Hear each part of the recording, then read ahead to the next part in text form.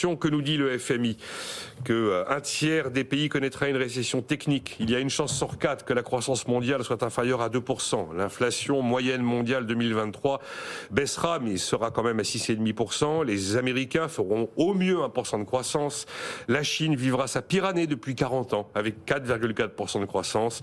Perspective sombre en Europe, avec 2 pays en récession, Allemagne et Italie. La Russie sera à moins 2,3% après moins 3,4% cette année. Et le commerce mondial va retomber à 2,5% en 2023.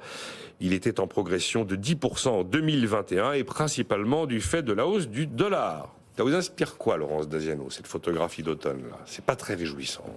Non, mais elle était attendue quand vous avez... Mettez le micro plus entre vous et moi, parce qu'on va... Voilà. Quand vous avez l'inflation qui augmente, quand vous avez la hausse des prix de l'énergie, la hausse des prix de l'alimentation, les incertitudes en Ukraine et la croissance qui ralentit fortement en Chine avec diverses raisons, le résultat mondial, il peut pas être bon.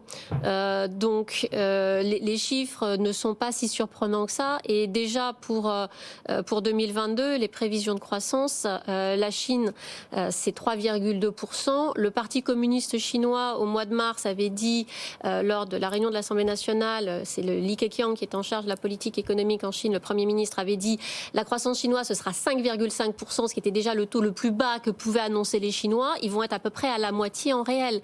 Donc, la récession mondiale, oui, elle arrive. On considère qu'à 2%, sous 2%, on est en récession mondiale, en fait. Oui. Voilà, c'est-à-dire que ce sont des chiffres tellement bas que... Wow. Éric Chanet.